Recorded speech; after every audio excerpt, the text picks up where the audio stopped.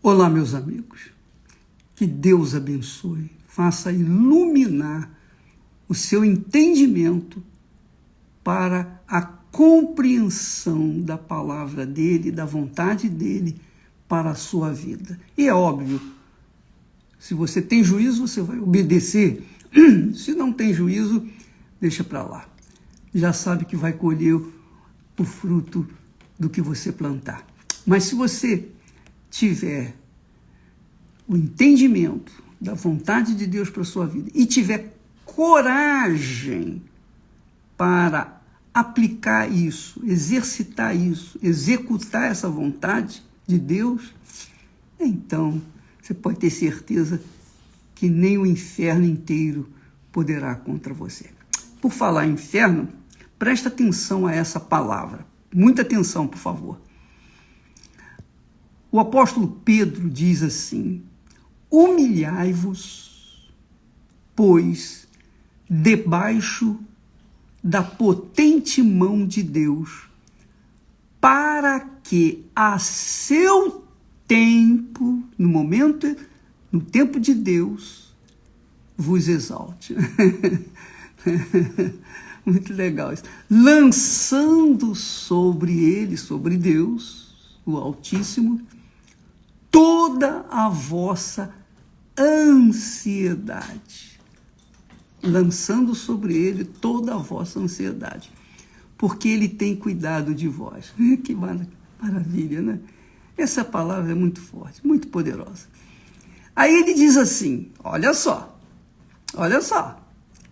Ao mesmo tempo que ele fala no relacionamento nosso com Deus, ele fala também das armadilhas, dos laços, ou que o diabo planeja para tragar aqueles que são de Deus. Ele diz, continuando, ele fala assim: sede sóbrios, vigiai.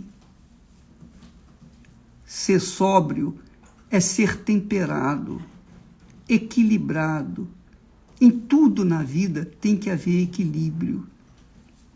Tudo na vida tem que haver equilíbrio. A fé inteligente é equilibrada, que nós falamos ontem.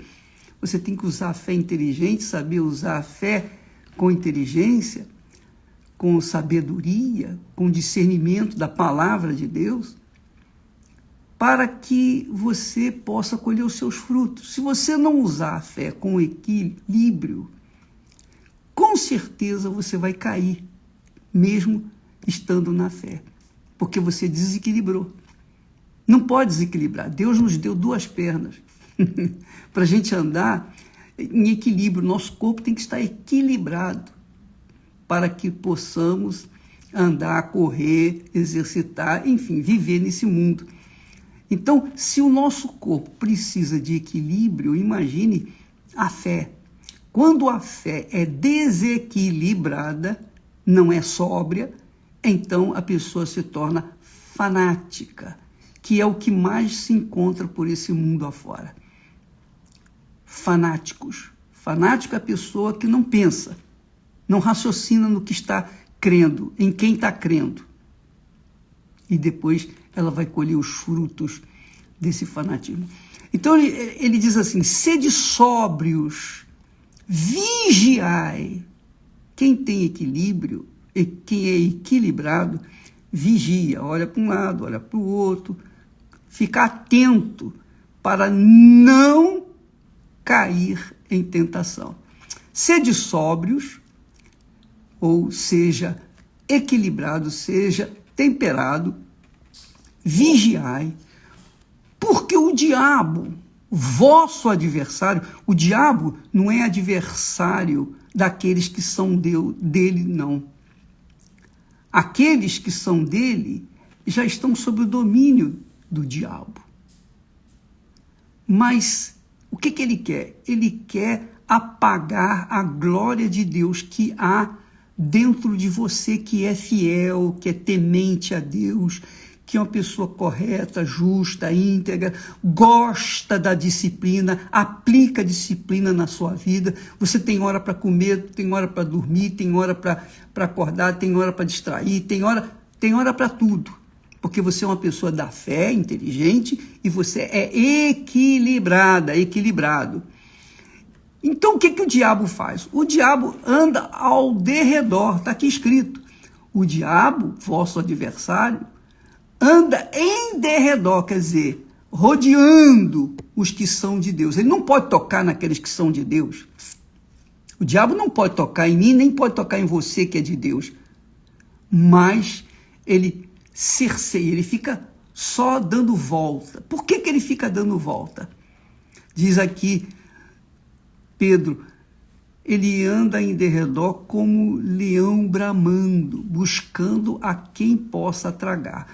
Então, para que o diabo fica ao derredor daqueles que são fiéis, daqueles que são de Deus? Por quê? O que ele quer? Por que ele não pode tocar? Bom, ele não pode tocar porque é de Deus. Quem é de Deus, o diabo não toca. Então ele fica esperando, ele fica rodeando e vigiando. Por exemplo, o diabo fica rodeando ao meu derredor 24 horas por dia, para ver onde é que eu apresento uma falha, uma falta, onde é que eu tenho, digamos assim, sido tendencioso. Se eu sou tendencioso para a vaidade, então ele vai armar um laço com a vaidade para me pegar. Entendeu o que eu estou falando?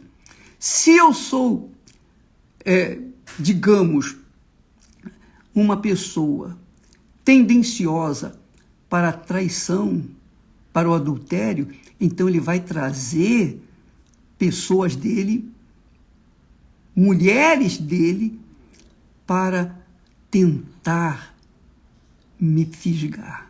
É assim que ele trabalha. Se eu sou uma pessoa desregrada, digamos assim, um glutão, eu gosto de comer muito, eu como mais além do que o meu estômago suporta, então ele vai apresentar um laço de acordo com a minha glutonaria. Então, presta atenção, o diabo apresenta laços para as pessoas, justamente, ele não pode tocar, mas ele pode colocar o laço. Isso ele faz. Por exemplo, você se lembra de Abraão. Claro, Abraão. Quem não se lembra de Abraão? Abraão era o homem da fé, era o homem de Deus, um servo de Deus, um servo fiel, leal, amigo de Deus. Mas Abraão também caiu no laço do diabo. Quando que ele caiu no laço do diabo? Porque o diabo viu que Sara era estéril e o tempo estava correndo e ela estava envelhecendo. Então o diabo soprou com certeza na cabeça da Sara e disse para ela: ó, Sara, por que você não gera filhos através da sua serva? A serva Agar, por exemplo, era tão bonita, você pode gerar filhos através dela. Deus falou que fará de vocês uma grande nação, mas ele não disse que sairá de dentro de você, exatamente. Deus tinha falado exatamente isso, falar de você, Abraão. Vai nascer uma grande nação. E quando ele falava de Abraão, ele estava falando também para Sara, porque os dois eram um só corpo, uma só carne, uma só pessoa. Mas o diabo usou Sara para instigar Abraão, falar para ele: ó, Abraão, tenha filho com a minha serva. E Abraão, atendendo a sua paixão, o seu amor imenso por Sara, porque Abraão era um apaixonado por Sara, e Sara queria um filho. Já que eu não posso ter filho, dizia ela, então uma empregada minha vinha ter filho e eu sou a mãe dessa criança. Que naquele tempo era assim que funcionavam as coisas. E Abraão caiu no laço da conversa de Sara e teve um filho chamado Agar, com a sua serva. E esse filho veio a ser um laço para Abraão, um laço para Sara, porque depois Sara se arrependeu. Depois Sara, aí já era tarde, acabou, caiu no laço. Quer dizer, mesmo Abraão, com toda a sua afinidade, amizade, com toda a sua, digamos, intimidade com Deus, mesmo assim, ele caiu no laço do diabo. Então, quando Pedro fala assim, sede sóbrios, vigiai, minha amiga, meu amigo, você pode ser cheia do Espírito Santo, mas se você não vigiar, você vai cair. Eu posso estar cheio do Espírito Santo, mas se eu não vigiar, eu também posso cair, com certeza. Então a gente tem que ser sóbrio, quer dizer, temperado, quer dizer, equilibrado na nossa fé, para não nos deixarmos levar pelas facilidades. Porque Sara apresentou para Abraão uma facilidade. Bom, já que eu não posso ter filho, usa a minha serva. Viu? Como o diabo trabalha? Ele cerca, ele anda ao derredor, bramando como leão, só pesquisando a necessidade que a pessoa tem. Se você é uma pessoa, por exemplo, que quer ser rica, você quer ser rico, você tem uma ambição de riqueza. Então o diabo sabe que você, mesmo sendo cristã, e você deseja essa riqueza, ele vai abrir oportunidades para você. Oportunidades, facilidade. Ele vai tornar fácil as coisas para você. É isso aí. E, obviamente, você vai se entregar porque você vai pensar assim, mas isso é de Deus. Poxa, eu criei, eu orei, Deus está me dando. A gente pensa que é de Deus, mas não é. Então, deixa eu falar para vocês uma coisa. Eu ontem comecei a falar sobre a minha experiência, que eu também fui, quase caí no laço do diabo. Olha só, eu era jovem, então, e eu queria me casar, já cheio do Espírito Santo, já querendo fazer a obra de Deus, eu estava buscando uma auxiliar, uma pessoa que viesse ser parceira minha para me ajudar a ganhar almas. O diabo sabia disso. E ele ficou esperando.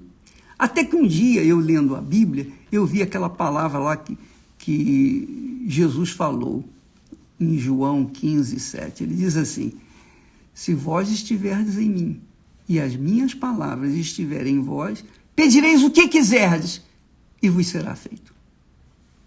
E sabe o que eu fiz? Eu coloquei a palavra de Deus, abri a Bíblia naquela página, mostrei a palavra para Deus e falou, Senhor, eu quero essa criatura. Sabe quando a pessoa está cega? Eu quero porque quero. Eu não quero saber se é a tua vontade, é a minha vontade. Eu não disse isso claramente, mas eu, com a minha vontade ávida, muito forte, me fez usar a própria palavra de Deus para cobrar de Deus uma promessa que ele tinha feito. E o que aconteceu? Ele me deu. Ele deu aquilo que eu queria. Só que, ao longo do nosso namoro, que não durou, entre namoro e noivado, nós levamos, e quase casamento, nós levamos cerca de, no máximo, 4 meses. No máximo. Então foi tudo muito rápido. É a vontade de Deus, eu vou casar, é isso aí. E eu enfiei os pés pelas mãos, enfim. Me atrapalhei e fui em frente. Comprei móveis e tal. Ela trabalhava, nós juntamos os nossos cacos e começamos a investir na nossa casa. O que deu? Dentro do meu coração, dentro do meu ser, na minha mente, havia, no entanto, um resquício de dúvida com respeito se era ou não aquela jovem para minha esposa, se era vontade de Deus ou não. E aquela dúvida foi desenvolvendo. Mas a minha fé na palavra de Deus estava firme. Não, está escrito, eu pedi, Deus me ouviu. Como a gente é criança infantil, como a gente é tolo, né? Mesmo com a fé, a gente é capaz de cair na trampa do diabo. Mesmo com a fé, a gente é capaz de cochilar. Eu cochilei e eu não vigiei. Mas porque Deus é muito misericordioso para comigo, Ele para com todos, mas comigo eu tenho uma gratidão enorme, porque Ele foi muito misericordioso, compassivo, e Ele finalmente me deu um sinal evidente de que não era a vontade dEle. E aquele sinal veio numa palavra, uma única palavra que ela me havia dito. Uma única palavra. Aquela palavra abriu, desvendou, rasgou o véu e eu pude enxergar além do que ela era. E ali eu disse, basta. E eu já estava noivo, pronto para casar. Na igreja todo mundo já sabia e tal. Eu falei, meu Deus, agora eu peço, está aqui escrito, se vós estiverdes em mim e as minhas palavras estiverem em vós. Agora eu peço o seguinte, eu peço que o Senhor remova esse obstáculo, essa pedra, esse laço da minha vida. Eu não sei como vou fazer, porque eu vou ficar envergonhado perante todas as pessoas, a família dela, a igreja, os pastores, etc. E eu não sei o que fazer, mas eu sei que eu tenho que fazer. Me ajude. Agora faça-se a tua vontade. Agora não. Quando eu exigi, na segunda vez, a mesma promessa, se vós estiverdes em mim, as minhas palavras estiverem em vós, pedireis o que quiserdes, a segunda vez eu pedi segundo a vontade de Deus. Senhor, seja feita a tua vontade. E graças a Deus, porque nós... A coisa foi feita de forma tranquila, não houve briga, não houve nada, mas apenas chegamos a uma conclusão de que não era a vontade de Deus e obedecemos essa palavra. Deus também a convenceu, como Ele havia me convencido, e nós não nos casamos. Então, amiga e amigo, veja como o diabo é astuto. Ele sabia que eu era solteiro, ele sabia que eu estava buscando uma moça da igreja, e ela era da igreja, ela era batizada com o Espírito Santo. Olha só, ela não era só da igreja, ela era realmente fiel, leal, ela era de Deus, só que não era compatível comigo, não era a vontade de Deus. Embora ela fosse da igreja, na mesma igreja, nós tivéssemos a mesma fé, mas a incompatibilidade dela para comigo e eu para com ela não permitiu que nós seguíssemos em frente com aquele casamento. Então, por isso, o apóstolo Pedro, ele sabia disso, ele sabia o que é ser sóbrio, temperado, ser equilibrado na fé. Ele sabia como precisava vigiar, porque ele não vigiou e caiu lá quando Jesus foi traído. Ele caiu, ele negou Jesus 3 vezes. Então ele sabia o que ele estava falando, ele podia falar isso com propriedade, porque ele tinha vivenciado isso. Ele diz, o diabo, vosso adversário, o diabo é o nosso adversário seu, adversário meu, especialmente, adversário daqueles que são de Deus. Então são esses que o diabo quer tragar. Ele anda ao derredor, procurando um jeitinho, procurando uma fraquezazinha pequenina, que nós venhamos esboçar E aí, ele vai armar a cilada para cima da gente. Essa é a realidade. Por exemplo, a pessoa que quer ser rica, então o diabo vai aparecer com um monte de facilidade. Esse negócio de Bitcoin e pirâmide, e mais o inferno todo que existe por aí, isso é apenas um laço, um lacinho para pegar os tolos, os que não têm sido equilibrados na fé, que pensam que andar com Deus, que andar pela fé, é só tomar posse, aproveitar as oportunidades para que venham tomar posse de coisas grandes. Deus é grande, minha amiga e meu amigo. Deus é grande, muito grande. E Ele sabe das nossas necessidades. E de acordo com a nossa necessidade, Ele vai acrescentando na nossa vida. Se você serve a Deus, você não precisa nem desejar riqueza, porque Ele vai fazê-la rico. Mas Ele só vai fazê-lo rico ou rica quando você tiver cabeça para administrar aquela riqueza, para que você não venha se perder, como normalmente as pessoas bem intencionadas acabam se perdendo na fé por causa da riqueza e outras tantas coisas. Tá bom? Nós vamos ficando por aqui. Amanhã nós estaremos falando mais a esse respeito, porque eu quero que você se arme, eu quero que você vigie. Assim como o diabo anda em derredor, você também tem que estar vigilante 24 horas por dia. Ele não anda em derredor dos que não são dele, mas dos que são dele.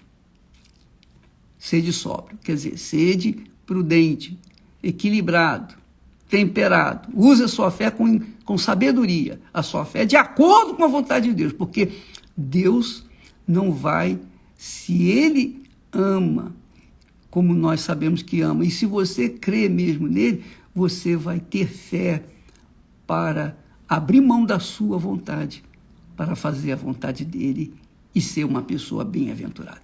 Deus abençoe em nome do Senhor Jesus. Amém.